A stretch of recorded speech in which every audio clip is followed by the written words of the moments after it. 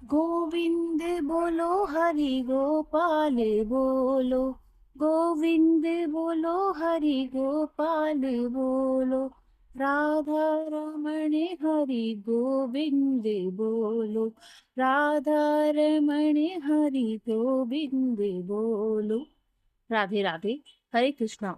प्रिय भक्तों, स्वागत है आपका आपके अपने चैनल रुद्रास स्पिरिचुअल स्वैग में। आप सभी भक्तों का दिन शुभ और मंगलमय हो। भगवान श्री कृष्ण की कृपा आप और आपके परिवार पर सदा सर्वदा बनी रहे, ऐसी हम कामना करते हैं। प्रिय भक्तों, आज हम आपके लिए आषाढ़ मास महात्म्य के कथा अध्याय 9 को लेकर प्रस्तुत, और साथ ही हम रसपान करेंगे भगवान जगन्नाथ की रथ यात्रा की आगे की कथा का। तो आइए मन में गौरी पुत्र गणेश, भगवान श्री हरि और अपने इष्ट आराध्य का ध्यान करते हुए कथा का रसपान करते हैं। तो सभी एक बार प्रेम से बोलिए, राधे कृष्ण। गौरी पुत्र गणेश भगवान की जय। जय जय श्री हरिओम विष्णु। ओम नमः शिवाय। हे प्रिय भक्तों, रथ यात्रा के पिछले भाग में हमने देखा कि बीमारी से स्वस्थ होने के बाद जगन्नाथ जी अपने भैया बलराम जी और सुभद्रा जी के साथ नगर भ्रमण करने जाने का निर्णय करते हैं। उसके लिए वे लक्ष्मी देवी से आज्ञा मांगते हैं और 2 दिन में वापस आने का वचन देकर अपनी मौसी माँ गुणेचा के घर पहुंच जाते हैं। 2 दिन पूरे हो चुके हैं, लेकिन अभी तक भगवान जगन्नाथ जी के वापस आने की कोई खबर नहीं है। लक्ष्मी देवी बार बार द्वार पर जाकर प्रतीक्षा कर रही हैं। ना तो जगन्नाथ जी दिखाई दे रहे हैं और ना ही उनके सेवक। 3 दिन बीत गए, अब 4 दिन पूरे हो गए। लक्ष्मी जी के धैर्य का बांध टूट गया। ना तो जगन्नाथ जी आ रहे हैं और ना ही उनके आने की कोई सूचना मिल रही है। बार बार लक्ष्मी देवी अपने सैनिकों को बुलाकर पूछती है, क्या स्वामी श्री मंदिर में आ गए, या फिर क्या उनका कोई सेवक उनके आगमन का समाचार लेकर आया है। ले देखो तो सही जरा। लेकिन बार बार लक्ष्मी देवी को निराश होना पड़ रहा है। उदास मुख से वे अपने झरोखे से झांकती हुई प्रतीक्षा कर रही हैं। आज 5वां दिन हो गया, लेकिन भगवान जगन्नाथ जी नहीं आए। अब लक्ष्मी जी की उदासी का स्थान उनके क्रोध ने ले लिया। उन्होंने सोचा, बस अब बहुत हो गया। 2 दिन का वचन देकर गए थे और आज 5वां दिन है। कितना गैर जिम्मेदार व्यवहार है ये। क्या ये उनके वचन की इतनी ही कीमत है? और क्या मेरा कोई महत्व नहीं है? उनके जीवन में कोई बात नहीं। मैं आज उन्हें बताती हूँ कि वचन देकर उसे पूरा ना करने का क्या परिणाम होता है। इतना सोचकर लक्ष्मी देवी ने अपने सेवकों को बुलाया और आदेश देते हुए सेवकों को कहा, इसी समय मेरी पालकी तैयार करवाइए। सभी सेवकों को साथ ले जाइए और हम इसी क्षण गुणेचा मंदिर जाने के लिए प्रस्थान करेंगे। लक्ष्मी देवी का आदेश पाते ही उनके सेवकों ने सारी तैयारियां शुरू कर दी। लक्ष्मी जी के लिए एक विशेष पालकी तैयार करवाई गई। उन्हें सजाया गया और अपने संपूर्ण ऐश्वर्य ठाट बाट के साथ लक्ष्मी देवी पालकी में बैठकर गुणेचा मंदिर जाने के लिए निकल गई। मार्ग में उनके आगमन से पूर्व उनके सेवक ढोल, मृदंग, शंख इत्यादि वाद्य यंत्र बजाते हुए जा रहे थे। जैसे ही लक्ष्मी देवी गुणेचा मंदिर पहुंची तो उनके आगमन का समाचार जगन्नाथ जी को मिल गया। जगन्नाथ जी के सेवक ने उनके पास जाकर कहा, हे स्वामी, माता लक्ष्मी आई हैं और कुछ क्रोध में भी दिखाई दे रही हैं। बस यह सुनकर जगन्नाथ जी को अचानक से याद आया अपना वचन जो उन्होंने लक्ष्मी देवी को दिया था। आखिर जगन्नाथ जी को बड़ा दुख हुआ, लेकिन अब क्या करें, भूल तो हो गई। अब अपनी पत्नी को मनाने के सिवा कोई और उपाय भी नहीं था। लेकिन उनके सामने जाएं तो जाएं कैसे, वह भी ऐसे समय में जब लक्ष्मी देवी इतने क्रोध में थी। कहीं श्राप ना दे दिया हो। तो फिर से कहीं जगन्नाथ जी ने सोचा, इस समय उनके समक्ष जाना ठीक नहीं है। जब उनका गुस्सा थोड़ा शांत हो जाएगा तब फिर देखेंगे। अब इधर लक्ष्मी देवी की जय से गुणेचा मंदिर के आंगन में पहुंची तो जगन्नाथ जी के सभी सेवकगण वहां इकट्ठे हो गए। उन्होंने देखा, अरे लक्ष्मी देवी अत्यंत क्रोध में हैं और बस मंदिर में प्रवेश करने ही वाली हैं। और तभी जगन्नाथ जी के सेवकों ने मंदिर का द्वार जोर से बंद कर दिया। यह देखकर लक्ष्मी देवी को अत्यंत क्रोध आया। उन्होंने सोचा, स्वामी, आप यहाँ मेरे बिना ही अपने बड़े भैया और बहन सुभद्रा के साथ बड़े सुखपूर्वक रह रहे हैं। आपने मुझे वचन दिया था कि आप 2 दिन में वापस आ जाएंगे, लेकिन आज 5 दिन हो गए हैं और आपको इस बात का थोड़ा भी विचार नहीं आ रहा है कि मैं आपकी प्रतीक्षा कर रही होंगी। जैसी ही आपकी इच्छा, अब आप यहीं पर रहिए। यह सोचकर लक्ष्मी देवी ने अपने इस अपमान का बदला लेने के लिए अपने सेवकों को एक भयंकर आदेश दिया। उन्होंने कहा, यह रहा मेरे स्वामी का रथ नंदी घोष, जाओ उसे तोड़ दो। और लक्ष्मी जी सेवकों के साथ उनके आदेशों का पालन करते हुए जगन्नाथ जी का रथ तोड़ दिया। और वहां जगन्नाथ जी के सेवकों और लक्ष्मी देवी के सेवकों के बीच में थोड़ी मार पिटाई भी हो गई। उसके बाद लक्ष्मी देवी चुपचाप वहां से श्री मंदिर वापस आ गईं। लेकिन इस बार वह मुख्य मार्ग से नहीं आईं। अभी तो हेरा गौहरी गली से आईं। उड़िया भाषा में हेरा का अर्थ होता है देखना। जब लक्ष्मी देवी अपने पति जगन्नाथ जी को देखने के लिए 5वें दिन हेरा पंचमी का उत्सव मनाया जाता है। अब 7वें गुंडीचा मंदिर में जगन्नाथ जी, बलदेव जी और सुभद्रा जी का संध्या दर्शन किया गया। सभी भक्तों ने उसमें उत्साह पूर्वक भाग लिया और जगन्नाथ जी के दर्शन किए। 8वें दिन तीनों भाई बहन के रथों को वापस श्री मंदिर जाने के लिए दक्षिण दिशा की ओर मुख करके रख दिया गया और 9वें दिन वह रथ वापस श्री मंदिर में जाने के लिए तैयार हो गया। जगन्नाथ जी, बलदेव जी और सुभद्रा जी ने माता गुड़ंचा से वापस जाने के लिए आज्ञा ली, उन्हें प्रणाम किया और वापस अपने रथ पर आरूढ़ हो गए। इस समय वापस जाने की यात्रा को बहुत यात्रा के साथ नाम से जाना जाता है। हे प्रिय भक्तों, अब देखिए बलदेव जी, सुभद्रा जी के साथ जगन्नाथ जी माता गुड़ंचा से विदा लेकर वापस आए, लेकिन वापसी में इतनी धूमधाम नहीं होती। प्रिय भक्तों, अब देखिए द्वार तक वे आ पहुंचे, लेकिन जगन्नाथ जी सिंह द्वार जाने से पहले गजपति द्वार पर कुछ देर खड़े रहते हैं और इसी समय लक्ष्मी जी के सेवक यह सूचना जाकर लक्ष्मी जी को देते हैं। यह सुनकर लक्ष्मी देवी मन ही मन प्रसन्न होती हैं। आखिर उनके स्वामी आ रहे हैं।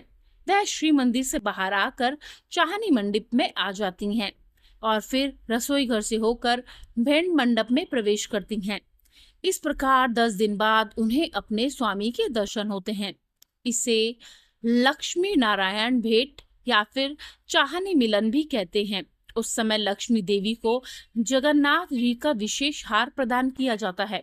वह जगन्नाथ जी के रथ नंदी घोष की परिक्रमा करती हैं। फिर श्री मंदिर में उनके आगमन की प्रतीक्षा करने के लिए वापस श्री मंदिर चली जाती हैं। कुछ समय बाद जगन्नाथ जी का रथ भी सिंह द्वार पर आ गया। अब फिर से तीनों भाई श्री मंदिर में प्रवेश करने वाले हैं, लेकिन यहाँ रथ यात्रा समाप्त नहीं होती है।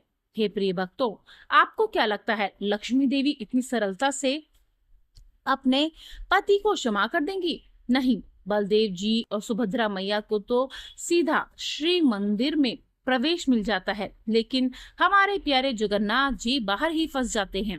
लक्ष्मी जी के आदेश से उन्हें प्रवेश करने के लिए मना कर दिया जाता है।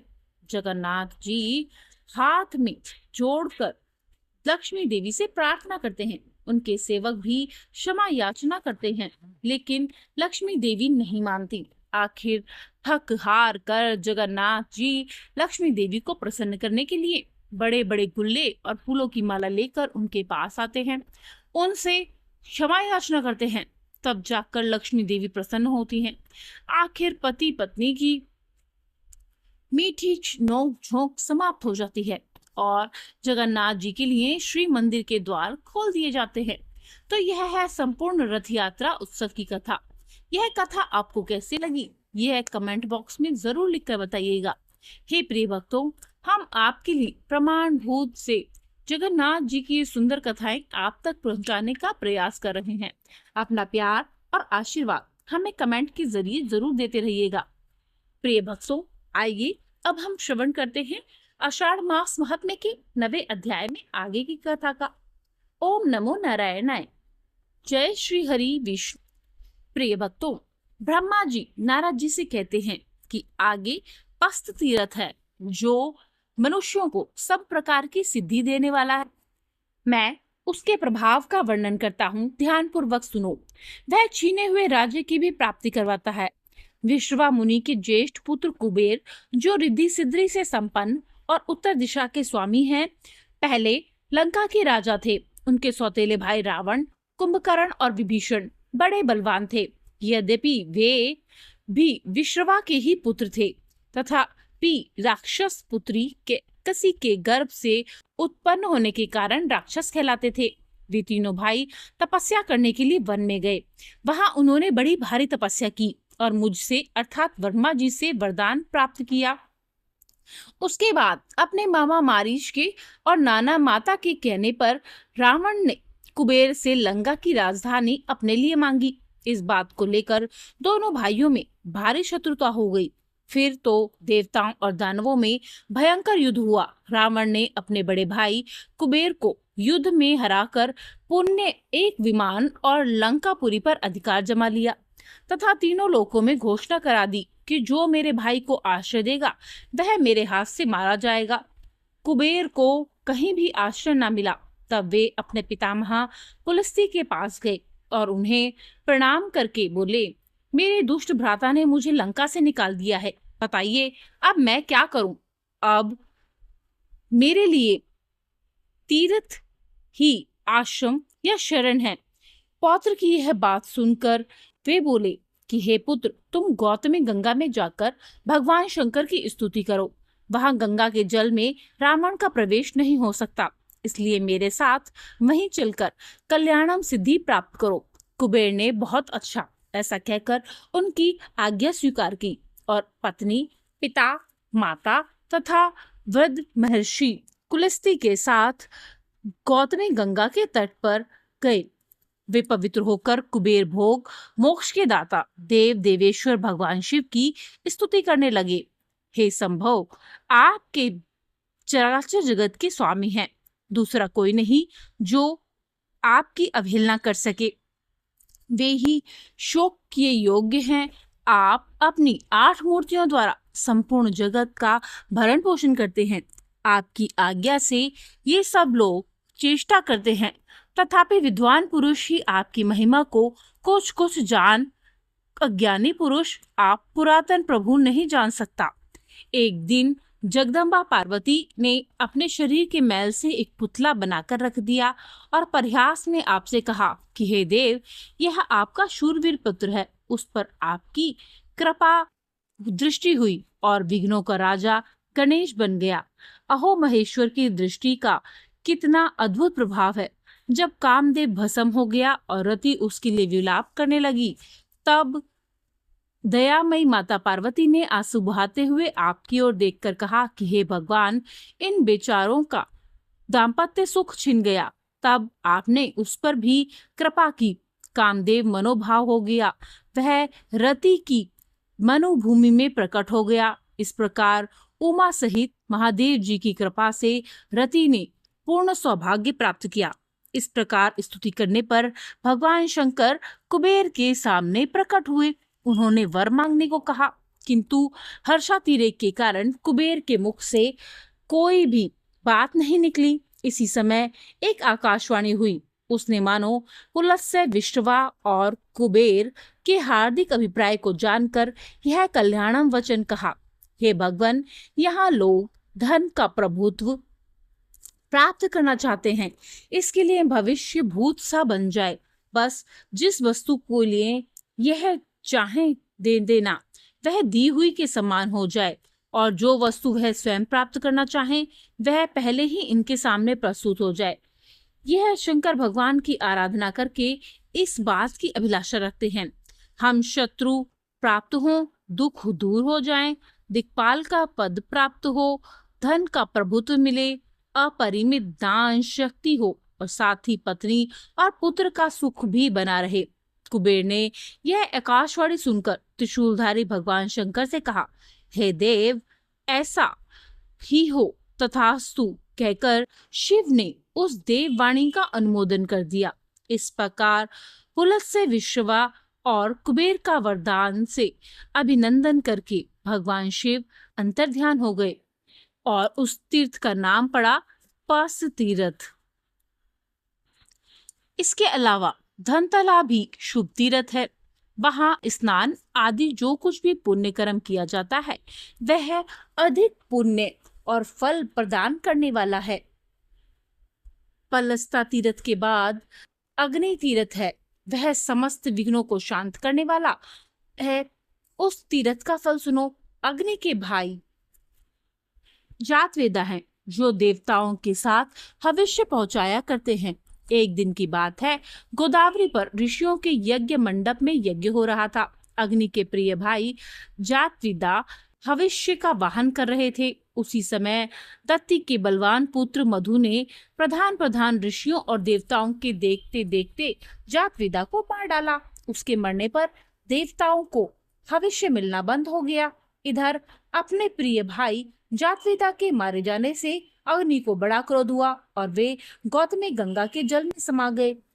अग्नि के जल में प्रवेश करने पर देवता और मनुष्य जीवन का त्याग करने लगे, क्योंकि अग्नि ही उनका जीवन है।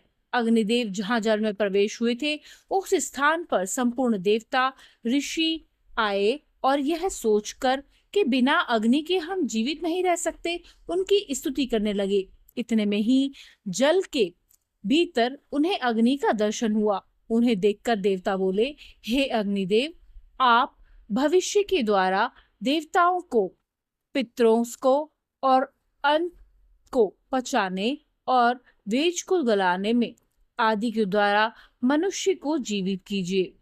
अग्नि ने उत्तर दिया, मेरा छोटा भाई जो इस कार्य में समर्थ था वह चला गया है। आप लोगों का काम करने में जातवेदा की जो गति हुई है वह भी मेरी हो सकती है, इसलिए मुझे आप लोगों के प्रधान कार्य साधन नहीं करने हैं। तब देवताओं और ऋषियों ने सब प्रकार से अग्नि की प्रार्थना करते हुए कहा, हे देव, हम लोग आपको आयु कर्म करने में उत्साह और सर्वत्र व्यापक होने के लिए शक्ति देते हैं। साथ ही आपको देवताओं के श्रेष्ठ मुख होंगे, इसलिए जो भी आहुतियां आपको मिलेंगी, आप जो भी द्रव्य हमें देंगे वही हम भोजन करेंगे। इस आश्वासन से अग्निदेव प्रसन्न हुए। उन्हें इस लोक और परलोक में व्यापक रहने की शक्ति प्राप्त हुई। वे सर्वत्र निर्भय हो गए और जातवेदा, बृहत भानु, नील लोहित, जलगर्भ, शमीगर्भ, यज्ञ गर्भ इन नामों से उन्हें का बोध होने लगा। देवताओं ने अग्नि को जल से निकाला और जातवेदा तथा अग्नि दोनों के पद पर उनका अभिषेक किया। कार्य सिद्ध होने पर देवता भी अपने अपने स्थान को चले गए। तभी से वह स्थान वहनी तीर्थ कहलाता है। वहां 7,000 उत्तम तीर्थों का स्थान है। जो तात्मा पुरुष उस यज्ञ में यज्ञ का पूरा फल प्राप्त करता है, वही देव तीर्थ, अग्नि तीर्थ, जातवेदा तीर्थ और अग्नि द्वारा स्थापित अनेक वर्णों के शिवलिंग का भी वहां दर्शन करता है। उसके दर्शन से सर्प यज्ञों का फल प्राप्त होता है। उसके बाद इसके महत्व को पुरुष जानते हैं। नारद, मैं उसके स्वरूप को कहलाता हूँ। मन लगाकर सुनो। कभी भी वान का ज्येष्ठ पुत्र पृथु शवा था, जो वैराग्य के कारण ना तो विवाह करता था ना ही अग्नि होती रही। कभी वह कनिष्ठ पुत्र भी विवाह के योग्य हो गया था, तो भी उसने पवित्र होत्र नहीं किए। तब पितरों ने कक्षीवान के दोनों पुत्रों से पृथक पृथक, तुम देवगण, ऋषिगण, पितृगण से मुक्त होने के लिए विवाह करो। ज्येष्ठ पुत्र ने कहा कि नहीं, कैसा रण, कौन उससे मुक्त होता है? छोटे पुत्र ने उत्तर दिया, कि बड़े भाई के विवाहित न होने पर मेरा विवाह करना उचित नहीं है, अन्यथा यह बिल्कुल भी उचित नहीं होगा। परिवारजनों ने दोनों से कहा कि तुम लोग गौतमी गंगा में जाकर स्नान करो। गौतमी का स्नान सब मनोरथों को सिद्ध करने वाला है। गौतमी गंगा तीनों लोकों को पवित्र करने वाली है। उनके जल में श्रद्धापूर्वक स्नान और तर्पण करो। गौतमी का दर्शन, वंदन और ध्यान करने से वे समस्त कामनाएं पूर्ण होती हैं। वहां स्नान करने के लिए कोई देश, काल, जाति आदि का नियम नहीं है। गौतमी में स्नान करने पर बड़े भाई पर कोई ऋण नहीं रहता और छोटा भाई परवरिश से कक्षीवान का ज्येष्ठ पुत्र प्रथु शवा गौतमी में स्नान और तर्पण करके तीनों ऋणों से मुक्त हो गया। तब से वह तीर्थ ऋण मोचन कहलाता है। वहां स्नान और दान करने से ऋणवा अर्थात सभी ऋणों से मुक्त होकर सुखी होते हैं। ओम नमो नारायणाय। इसके साथ आज का अध्याय यही समाप्त होता है। इसके आगे की कथा आप अगले अध्याय में सुनेंगे। तो प्रेम से बोलिए श्री कृष्ण भगवान की जय। राधे राधे।